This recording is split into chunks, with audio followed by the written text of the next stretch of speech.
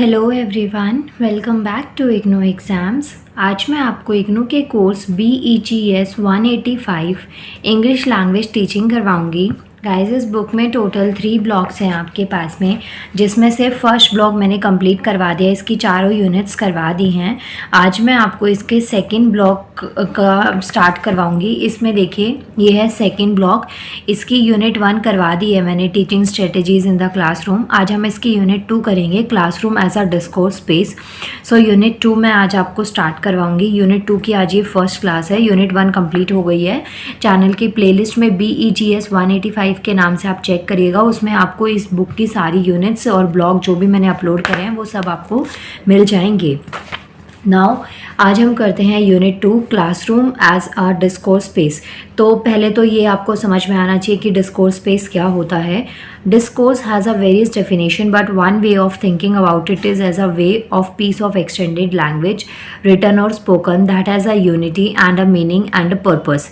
Aspects of interactions भी discourse space को कहते हैं। इट मीन्स कि कोई ऐसा लैंग्वेज का ऐसा फंक्शन है ये, जिसमें आप चाहे वो रिटन हो, चाहे स्पोकन हो, या फिर आप लिख रहे हैं, किसी उस चीज़ का मीनिंग बता रहे हैं, एक पर्पस आप उसमें डिफाइन करते हैं, उसको हम डिस्कोर्स स्पेस कहते हैं। इन शॉर्ट, ये एक एस्पेक्ट होता है इंटरेक्शन का। इंटरेक्शन का मतलब होता है बातचीत करना।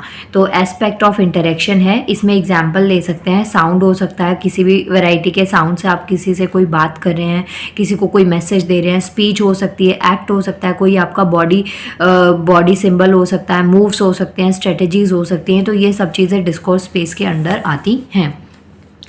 यहाँ पे आपको इंट्रोडक्शन दे रखा है, learning take place in the classroom through interaction. जो लर्निंग होती है क्लासरूम में वो किसके थ्रू होती है? इंटरेक्शन के थ्रू होती है। चाहे आप अपने क्लासरूम्स में क्लासमेट से करें, चाहे अपने टीचर्स के साथ में करते हैं। The aim of every lesson is to facilitate learning and increase learning opportunities for the learner. जो एम होता है हर एक लेसन का, वो क्या होता है? लर्निंग को फैसिलिटेट करना या फिर अपॉर्चुनिटीज़ को बढ़ाना लर्नर्स के लिए। The language that we use in the classroom plays a very important role in determine the classroom discourse through which the learners engage with the syllabus and materials।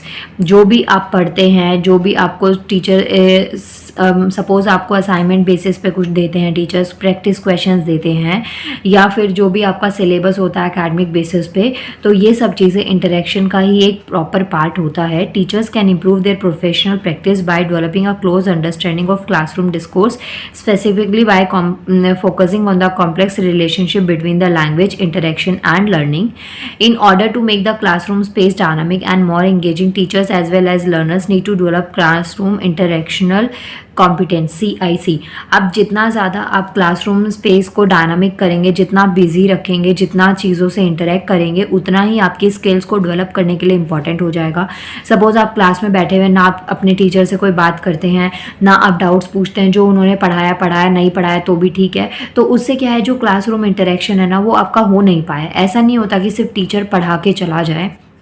Classroom interaction में basically यही चीज़ पे focus किया जाता है कि आप अपने teachers के साथ में भी काफ़ी कंफर्टेबल हो पा रहे हैं, आपके डाउट्स को दूर कर पा रहे हैं। अगर आपको कोई चीज़ समझ में नहीं आई है तो आप अपने टीचर से उससे रिलेटेड बात कर पा रहे हैं, तो उस चीज़ को कहते हैं क्लासरूम इंटरेक्शन। अब यहाँ पे जो ये व्यू पॉइंट है, इसके लिए ना कुछ को प्रोडक्शन और it involves a few complication. तो यहाँ पे कुछ कॉम्प्लिकेशंस आपको दे रखे हैं। The major concern that is successful interaction in the classroom involves everybody managing at least 5 different things simultaneously. जो क्लासरूम इंटरेक्शन होता है, सक्सेसफुल इंटरेक्शन होता है क्लासरूम में, उसके लिए टोटल आपको 5 थिंग्स यहाँ पे दे रखे हैं, जिसको हर किसी को मैनेज करना चाहिए। और वो 5 फैक्टर्स क्या क्या हैं? Who gets to speak, what do they talk about, what does the each participants do with the various opportunities to speak, what sorts of atmosphere is created, what accent, dialect and language is used। तो ये basically 5 आपको points दे रखे हैं। जैसे who gets to speak, कौन बोलेगा। देखिए, teacher ने आपको कोई चीज़ समझाई, उसके बाद में ज़रूरी नहीं होता कि हर चीज़ समझ में आ जाए। कुछ ऐसे भी बच्चे होते हैं क्लास में जिनको काफ़ी हद तक चीज़ें समझ में नहीं आती, तो इंटरेक्शन होगा तभी ये चीज़ें समझ में आएंगी कि हाँ, ये जो पढ़ाया गया क्या आपको वो क्लियर हुआ या नहीं हुआ। किस बारे में बात करनी है। और अगर आपको अपॉर्चुनिटी मिलती है, सपोज़ आपसे कोई आपके क्लास टीचर हैं, वो आपसे कोई डाउट पूछ लें या आपको कोई डाउट है, तो किस तरीके की अपॉर्चुनिटी आपको उस टाइम पे क्रिएट हो रही है। आप भले उसको बहुत छोटी अपॉर्चुनिटी मानते हैं, लेकिन आफ्टर सम टाइम्स ना यही चीज़ें फ्यूचर में आपके लिए बहुत ज़्यादा बेनिफिशियल हो सकती हैं कि आप कितना क्लासरूम में इंटरेक्ट कर पाते हैं। क्लासरूम में इंटरेक्शन से जब आप टीचर्स के साथ में प्रॉपर कोऑर्डिनेट कर पाते हैं, बातचीत कर पाते हैं और चीज़ों को समझने का ट्राई करते हैं, तो उससे एक बहुत अच्छा एटमॉस्फेयर क्रिएट होता है। बच्चों में पढ़ने की एक अलग से मन की इच्छा डेवलप होती है। मतलब ऐसा होता है, जैसे कई बार होता है ना कि टीचर ने कुछ थ्योरी पोर्शन पढ़ा रही हैं, समझाते जा रही हैं और आपको नींद आ रही होती है, लेकिन जब आप इंटरेक्शन करते हैं, चीज़ों में इंटरेस्ट लेने का कोशिश करते हैं, दोनों ही साइड से होता है, टीचर्स की साइड से भी और स्टूडेंट्स की साइड से, तो एक अच्छा सा एटमॉस्फेयर क्रिएट हो जाता है। इसके बाद में नेक्स्ट आता है the language teachers recognise that using a language involves the ability to handle interaction in that class. अब जैसे कई बार क्या होता है कि कुछ टीचर्स ऐसे होते हैं जो हिंदी में बात ही नहीं करते क्लासरूम्स में, और बच्चों को हिंदी में ज़्यादा कंफर्टेबल फील होता है, क्योंकि हिंदी जो है ना हमारी कॉमन लैंग्वेज होती है। स्पेशली मिडिल क्लास फैमिलीज़ में ना हिंदी में ही आपस में सब लोग बात करते हैं, तो हिंदी में बच्चा ना ज़्यादा कॉन्फिडेंट होता है। वो बात अलग है कि आप इंग्लिश में आंसर्स को लिख पा रहे हैं, समझ पाते हैं, वो एक अलग चीज़ होती है, लेकिन जो होती है, कॉन्फिडेंस बिल्ड होता है, वो हिंदी में ज़्यादा अच्छे तरीके से होता है। तो टीचर्स को भी इस चीज़ का ध्यान रखना चाहिए कि ज़रूरी नहीं कि आप एक प्रॉपर लैंग्वेज के ऊपर प्रेशराइज कर दें कि उसी में आंसर देना होता है, तो उस टाइम पे भी जो इंटरेक्शन है बच्चों का, वो कहीं ना इफेक्ट कर जाता है। तो ये चीज़ इसमें बता रखी है। 10 classroom environment also provide opportunities to learner as well as teachers to involve themselves in the interaction management. तो जो क्लासरूम का एनवायरनमेंट है, टीचर आपसे कितना फ्रैंक है, फ्रैंक का मतलब ये भी नहीं कि इतना ज़्यादा फ्रैंक हो जाए टीचर की बच्चे सर पे ही चढ़ जाएं, लेकिन हर तरीके से ये चीज़ों को मेंटेन करना, तो इससे जो क्लासरूम में इन्वायरमेंट होता है इंटरेक्शन का, वो काफ़ी ज़्यादा अच्छा हो सकता है। In order to facilitate language learning, classroom interaction needs to be understood and optimized. Moreover, the quality of interaction is largely determined by the teachers during face-to-face communication with the learners. As a quality of interaction contributes the learning, it is important to optimize rather than maximizing it. The improved language learning in the classroom, appropriate interaction in the tandem with desired learning outcomes has to be encouraged.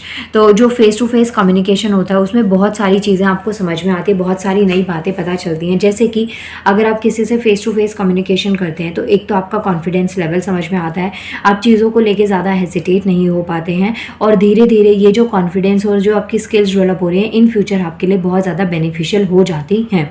वैसे तो exam point of view से मुझे कुछ खास इसमें important लगा नहीं, लेकिन स्टिल अगर आप इसको पढ़ना चाहते हैं तो पढ़ लीजिएगा। चेक योर प्रोग्रेस आपको दे रखी है।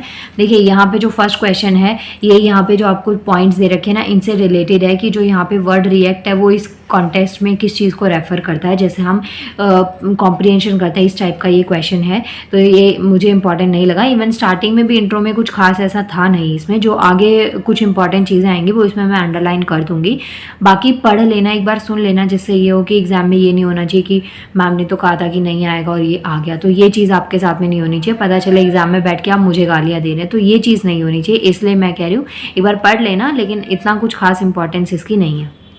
ये क्वेश्चन फिर भी थोड़ा देख लेना।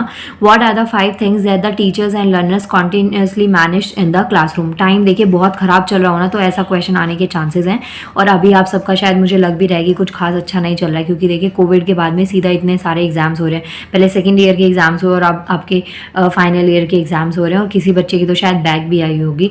तो प्लीज़ नर्वस नहीं होना, अच्छे से पढ़ना और एग्जाम्स को दे देना। नाउ देखिए, what are the 5 things that the teachers and learner continuously manage in the classroom. तो यहाँ पे 5 थिंग्स आपको लिखनी है। इसका आंसर आप यहाँ से पिक कर सकते हैं। ये 5 थिंग्स हैं, इन चीज़ों के ऊपर विचार करना पड़ता है एक टीचर को क्लासरूम में इंटरेक्शन को मैनेज करने के लिए। तो ये आंसर आप यहाँ पे लिख सकते हैं। नाउ गाइस, नेक्स्ट टॉपिक आता है, ये जो नेक्स्ट क्वेश्चन है, why do we need to understand classroom interaction. जो क्लासरूम इंटरेक्शन है उसको समझना क्यों ज़रूरी हो जाता है। सो इसका जो आंसर है वो मिलेगा आपको पेज नंबर 125 पे। मैंने यहाँ पे लिख दिया है पेज नंबर 25 पे। मैं आपको दिखा देती हूँ एक बार। ये रहा, we need to understand classroom interaction in order to facilitate language learning. The quality of interaction is largely determined by the teachers during their face to face communication with the learners. जो quality of interaction होता है by the teachers, वो face to face communication में ज़्यादा अच्छे तरीके से manage होता है, ज़्यादा अच्छे तरीके से ऑब्जर्व किया जाता है, समझा जाता है. As the quality of interaction contribute to the learning, it is important to optimise it rather than mixing it. To improve language learning in the classroom, appropriate interaction in tandem with desired learning outcomes has to be encouraged. तो ये basic सी definition आपको दे रखी है कि जो classroom interaction है उसकी क्यों ज़रूरत होती है. ऑब्वियसली आपकी स्किल्स डेवलप होती हैं, आपके अंदर एक तरीके का कॉन्फिडेंस बिल्ड हो सकता है जब आप क्लासरूम इंटरेक्शन करते हैं, स्पेशली अगर वो फेस टू फेस कम्युनिकेशन होता है तो वो ज़्यादा इफेक्टिव होता है.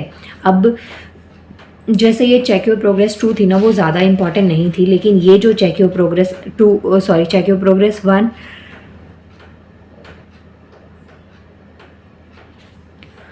सॉरी वॉइस बीच में गायब हो गई. चेक योर प्रोग्रेस 1 ज़्यादा इंपॉर्टेंट नहीं थी. चेक योर प्रोग्रेस 2 काफ़ी इंपॉर्टेंट है और इसमें काफ़ी कुछ आपके पास में पढ़ने को है. जैसे मैं बताती हूँ, इसमें हेडिंग दे रही है क्लासरूम डिस्कोर्स. तो it has been establish by the expert in the area classroom discourse that the teachers play an important role in understanding, establishing and maintaining patterns of communication that fosters.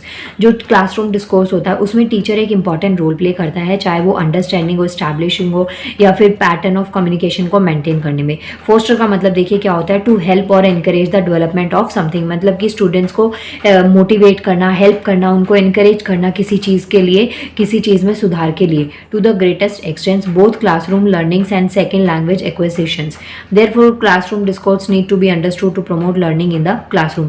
तो जो classroom discourse होता है, किसी चीज़ को, किसी point को आप discuss कर रहे हैं, एज अ डिबेट आप करवा रहे हैं स्टूडेंट्स के बीच में, तो इससे वोकैबुलरी स्ट्रॉन्ग होती है, नए नए आइडियाज़ का पता चलता है, बच्चे में एक तरीके का कॉन्फिडेंस बिल्ड होता है. तो ये जो क्लासरूम डिस्कोर्स होता है, इसको क्लासरूम लर्निंग में प्रमोट करना बहुत ज़्यादा बेनिफिशियल हो सकता है. इसके बाद में नेक्स्ट पॉइंट इसमें बता रखा है, let's just first understand by the typical structure of classroom discourse. We all have been part of various classroom as a learner और अ टीचर. हम सब ना जो क्लासरूम्स होते हैं उनके पार्ट्स रहे होते हैं, चाहे एज अ लर्नर, चाहे एज अ टीचर. चाहे आपने पढ़ाया हो, चाहे पढ़े हों, और पढ़ाते भी तभी हैं जब पहले पढ़ते हैं, तो आप किसी ना किसी तरीके से डायरेक्टली इनडायरेक्टली क्लासरूम का एक पार्ट रहते ही हैं. It is easy to identify and present a very clear structure of classroom discourse. In most classroom teachers control the topic of conversations and turn taking. जो बहुत सारी classrooms होते हैं वहाँ पे टीचर्स दोनों ही टॉपिक्स को काफ़ी अच्छे तरीके से हैंडल कर पाते हैं. कॉन्वर्सेशन का मतलब है बातचीत करना, स्टूडेंट्स को कोई टॉपिक समझाना, उनको काफ़ी चीज़ों से रूबरू करवाना. एक होता है टर्न टेकिंग. टर्न टेकिंग का मतलब ये एक इंग्लिश में ऐसा कॉन्वर्सेशन होता है जिसमें एक इंसान बोल रहा है और दूसरा सुन रहा है जब तक पहला बोल रहा है, और फिर उसके बाद में जिसने जो चीज़ सुनी उसके बाद में उसने रिएक्ट किया उस चीज़ को लेके. इट मीन्स शॉर्ट में आपको बताती हूँ, टर्न टेकिंग का मतलब यही हो गया कि जब एक बोले तो दूसरा चुपचाप उस चीज़ को सुने. तो इन टॉपिक्स के ऊपर काफ़ी अच्छा वर्क करता है एक teacher. Learners takes cues from the teachers through when they direct most of the response in a second language classroom. Second language classroom क्या होता है, L2 in a communication activities जैसे कि listening हो गया, speaking हो गया, reading हो गया, writing हो गया. और second language classroom का मतलब यही हो गया कि जिसमें English को नॉन नेटिव स्पीकर्स को एक्सप्लेन किया जाता है. तो ये पॉइंट्स आपको यहाँ पे समझा रखे थे. इसके अलावा यहाँ पे ये जो पैराग्राफ है ना, ये काफ़ी इंपॉर्टेंट है. प्लीज़ इसको ध्यान से पढ़ना और इस चीज़ को ना लर्न कर लेना. ये पेन पता नहीं क्यों नहीं चला, तो इस चीज़ को प्लीज़ एक बार लर्न कर लीजिएगा. ये क्वेश्चन भी है आपके पास में चेक योर प्रोग्रेस में. जो अंडरलाइन स्ट्रक्चर है ना सेकेंड लैंग्वेज क्लासरूम का, उसमें टिपिकली जो रिप्रेजेंटेशन होती है वो सीक्वेंस में होती है IR के में. आई का मतलब हो गया इनिटेशंस और आर का मतलब हो गया रिस्पॉन्स. तो जो टीचर्स का बच्चों को समझाने का तरीका होता है, और आर जो बच्चे उस चीज़ के लिए रिएक्ट करते हैं कि उन्हें वो चीज़ समझ आई है या नहीं आई है. जैसे कि कई बार ना क्लासरूम में क्या होता है, बच्चे इतने कमाल के कलाकार होते हैं कि उनके एक्सप्रेशन से समझ ही नहीं आता कि उनको समझ भी आया था जो समझाया या नहीं आया, और समझ नहीं आया तो क्यों नहीं आया, कहाँ पे डाउट रह गया. तो कुछ बच्चे ना बहुत हाई लेवल पे कलाकार होते हैं, लेकिन ऐसा नहीं करना चाहिए. अगर आपको नहीं समझ में आया तो आपको टीचर से अब पूछना चाहिए. पहले आपके पास में डिस्कोर्स आता है IR, इस सीक्वेंस IR दे रखा है, लेकिन इसके बाद में ना इसमें एक और चीज़ को ऐड कर दिया गया, दैट इज़ F। तो F को ऐड करने के बाद में ये चीज़ किस में कन्वर्ट हो गई है, IRF में। तो F का मतलब क्या हो गया, फॉलो अप, और I stands for intention, teachers intentions, और R फॉर लर्नर रिस्पॉन्स। तो ये चीज़ों से मिलके ये सीक्वेंस आपके पास में बना है, इस सीक्वेंस को आपको ध्यान में रखना है। इसी सीक्वेंस से रिलेटेड यहाँ पे 4 रीजंस दे रखे हैं for the dominance of IRF sequence in the classroom. ये जो क्लासरूम में ये जो सीक्वेंस है इसका आने का, या इसको डोमिनेंट का मतलब होता है जिसकी ज़्यादा डिमांड है, जो चीज़ पावर में उस टाइम पे, तो ये आने के पीछे की 4 वजह आपको यहाँ पे दे रखी हैं। फर्स्ट आपको गिवन है teacher and students expectations consider questions and answer routine as appropriate classroom behaviour, this is how conversation in classroom is characterised. अब देखिए जो टीचर्स हैं और स्टूडेंट्स हैं ना, उनमें आपस में क्वेश्चन आंसर्स एक तरीके से होते हैं। क्वेश्चंस टीचर्स ने पुट करे, जो चीज़ समझाई, या स्टूडेंट्स को डाउट है तो उन्होंने टीचर्स से क्वेश्चन करे, और वाइस वर्सा होता है। जब बच्चा टीचर से क्वेश्चन पूछता है तो टीचर को आंसर देना होता है, और अगर टीचर ने क्वेश्चन पूछा है तो स्टूडेंट आंसर्स देते हैं। तो ये एक रीज़न था IRF का। सेकेंड आता है teachers feel the need to make learners feel good, the feedback given by the teachers to a student is important and necessary. अब क्लासरूम में बच्चे का अच्छा फील करना बहुत ज़रूरी है, क्योंकि अगर ऐसा नहीं होता तो एक अच्छा सा एटमोसफेयर क्रिएट नहीं होता है अगर बच्चों को चीज़ें समझ में नहीं आती हैं। System of power relation in most classes means it is a teacher who has more of the floor owing of asymmetrical rules. Finally, the time constraint facing teachers make them believe that the question and answer routines are most effective means of advancing classroom discourse. अब देखिए, जब आप classroom में interaction होगा, obviously कोई हंसी मजाक तो इतना ज़्यादा होगा नहीं, तो जो चीज़ें टीचर आपके सामने समझा रहा है उससे रिलेटेड आप क्वेश्चंस पूछते हैं, टीचर ने उससे रिलेटेड आंसर्स आपको दे दिए, तो इससे क्या होता है, एक तरीके का इंटरेक्शन क्लास में डेवलप हो जाता है, जिससे आपको समझ में आता है कि हाँ, इससे टीचर को भी समझ में आता है कि क्लास का जो एटमॉस्फेयर है वो काफ़ी अच्छा है, प्लस जो स्टूडेंट्स हैं वो उस चीज़ में इंटरेस्ट ले रहे हैं जो भी टीचर आपको पढ़ाने का ट्राई कर रहा है। इसके अलावा जो IRF सीक्वेंस है ना, इसके कुछ नेगेटिव इफ़ेक्ट्स भी थे क्लासरूम कम्युनिकेशन पे, क्योंकि इसमें मिनिमम इंटरेक्शनल स्पेस मिलता था लर्नर्स के लिए, बहुत ही मिनिमम स्पेस मिलता है।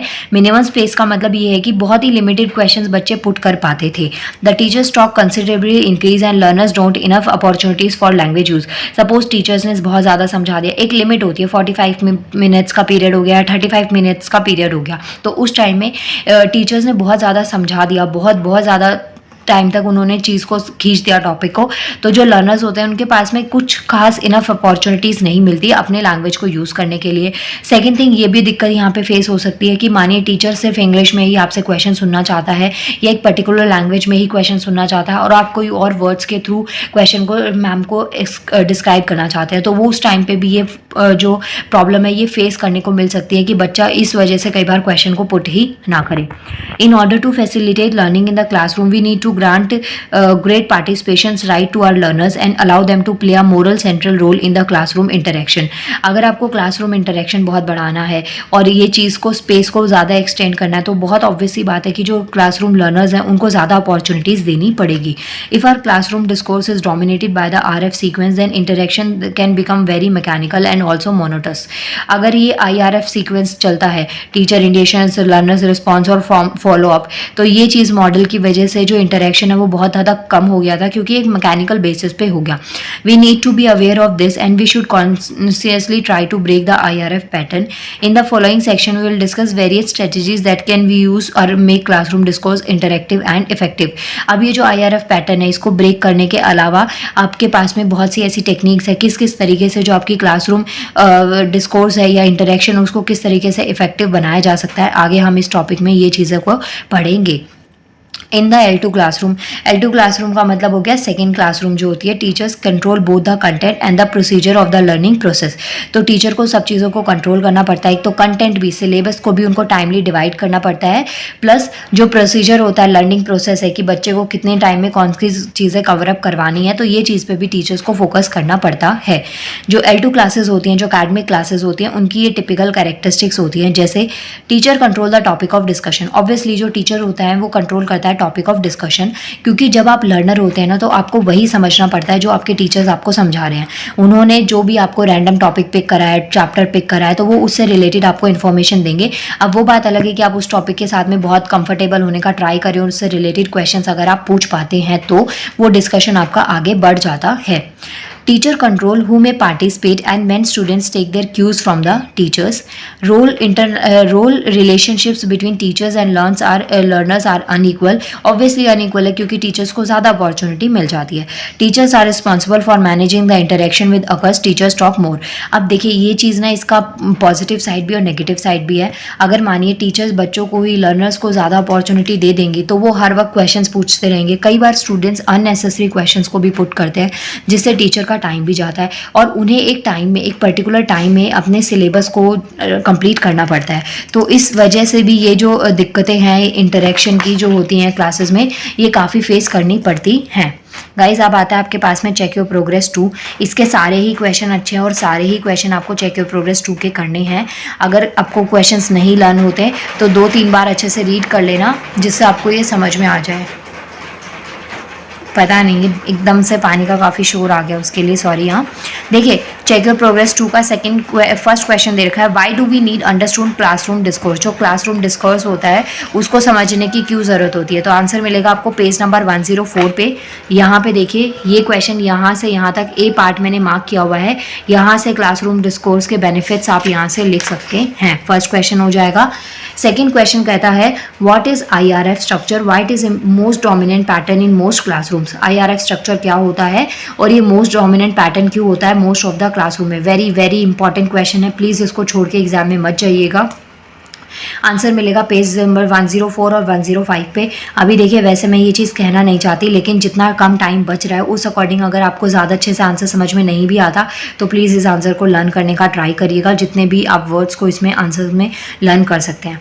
आंसर मिलेगा व्हाट इज़ IRF स्ट्रक्चर, पहले आपको डिफाइन करना है, उसके बाद में इसके डोमिनेंट पैटर्न्स लिखने हैं जो कि मोस्ट ऑफ द क्लासरूम में होते हैं। पेज नंबर 104 और 105 पे इसका आंसर आपको मिलेगा। ये रहा 104। यहाँ से IRF जो सीक्वेंस होता है वो क्या होता है आप यहाँ से लिखेंगे। IR पहले था, फिर उसके बाद में इसको F में भी जो लेटेस्ट वर्जन था उसमें F को ऐड कर दिया गया। I stands for teacher integrations और R stands for learners response और F का मतलब हो गया फॉलो अप। देखिए यहाँ पे मैंने कुछ ज़्यादा ही अंडरलाइन कर दिया, इसलिए हो सकता है क्लैरिटी ना हो, लेकिन आप वीडियो को पॉज करके और इस आंसर को यहाँ से लर्न कर सकते हैं। इसके बाद में कुछ यहाँ पे डोमिनेंट्स दे रखे हैं, 4 डोमिनेंट्स दे रखे हैं, ये 4 पॉइंट्स आपको दे रखे हैं। इसका बी पार्ट जो है इसका हाफ आंसर यहाँ से आप नोट करेंगे और जो एक आंसर है वो आप यहाँ से नोट करेंगे। तो ये हो गया आपका question number check your progress का फर्स्ट का बी पार्ट। थर्ड क्वेश्चन आता है what are the some problems of IRF structure. जो IRF स्ट्रक्चर है इसकी कुछ प्रॉब्लम्स क्या हैं। बहुत ऑब्वियस है क्योंकि ऐसे इसमें एक सीक्वेंसिंग मिल गई तो ये एक मैकेनिकल बेसिस पे बहुत ही लिमिट में हो गया, जिसकी वजह से इंटरेक्शन काफ़ी हद तक नहीं हो पा रहा था। टीचर्स टॉपिक्स को ज़्यादा स्ट्रेच कर देता है तो लर्नर को बहुत कम टाइम मिल पाता था। तो ये चीज़ें IRF स्ट्रक्चर की प्रॉब्लम्स थी इस टाइम पर जब आपको देखने को मिली। पेज नंबर 105 पे आपको इसका आंसर मिलेगा। ये रहा पेज नंबर 105 और इसका आंसर आप यहाँ से लिखेंगे। जो IRF है ना, sequence has a negative effects on classroom, यहाँ से स्टार्ट करेंगे और इस आंसर को आप यहाँ तक कंप्लीट कर सकते हैं। ये आंसर हो गया आपका सी पार्ट। इसके बाद में लास्ट इसका क्वेश्चन आता है what are the some of the typical characteristics of L2 classroom discourse. सबसे छोटा क्वेश्चन है यही गाइस कि जो L2 क्लासरूम्स होते हैं इनकी क्या कैरेक्टरिस्टिक्स होती हैं। पेज नंबर 105 पे आपको इसका आंसर मिलेगा। तो ये रही कैरेक्टरिस्टिक्स। देखिए in the L2 classroom teachers control both the content and the procedure of learning process. L2 classes exhibit some typical characteristics. तो ये कुछ 3 कैरेक्टरिस्टिक्स आपको L2 क्लासरूम्स की, L2 क्लासेस की दे रखे हैं। आप यहाँ से इस आंसर को पिक कर सकते हैं। मैंने हर एक में ना क्वेश्चन को मार्क कर दिया है, आपके लिए अंडरलाइन कर दिया है। वीडियो पोस्ट करिए, आपके पास में स्टडी मटेरियल है, बहुत अच्छी बात है। पॉइंट्स को आप मार्क कर सकते हैं। अगर आपको नहीं मार्क करने तो आप चीज़ों को समझ के आप अपने अकॉर्डिंग भी आंसर्स को लिख सकते हैं। कोई कंपलसरी नहीं है कि आप मेरे बताए हुए आंसर्स को ही आप लर्न करें। और अगर आपके पास में बुक नहीं है तो आप वीडियो पोस्ट करके भी इन चीज़ों को पढ़ सकते हैं। स्क्रीनशॉट लेके प्रिंट आउट निकाल लेना। लिखने में बहुत ज़्यादा टाइम लग जाएगा तो मैं आपको इस चीज़ की मतलब इसको मैं अवॉइड करने का ही आपको बोलूँगी। ये डी हो गया। इसके बाद में लास्ट जो सेकंड क्वेश्चन है इसमें आपको ना ट्रू फॉल्स दे रखे हैं। वीडियो पोस्ट करना, ट्रू फॉल्स लगाना और उसके बाद में आप इसको चेक करना कि आपने कितने क्वेश्चंस को ठीक करा था। इसके बाद में गाइस चेक योर प्रोग्रेस 2 तक कंप्लीट करवा दिया है। वीडियो ज़्यादा लेंदी हो रहा है और नाउ मिलते हैं नेक्स्ट वीडियो में, जिसमें मैं आपको इस यूनिट को आगे कंटिन्यू करूँगी। अब जो जितना आपका सिलेबस बाकी का बचा है ना इंग्लिश का, उसमें ये वाली यूनिट सबसे लेंदी है। अगर ये यूनिट 2 आपने कंप्लीट कर ली ना तो बाकी की यूनिट्स काफ़ी जल्दी हो जाएंगी, क्योंकि वो ज़्यादा टफ नहीं है और ज़्यादा बड़ी नहीं है। इसमें टोटल 8 चेक योर प्रोग्रेस आपको दे रखी है और अभी मैंने आपको 2 करवा दी है। बाकी आगे की वीडियोज़ में मैं कंटिन्यू करूँगी। नाउ मिलते हैं नेक्स्ट वीडियो में। Thank you so much.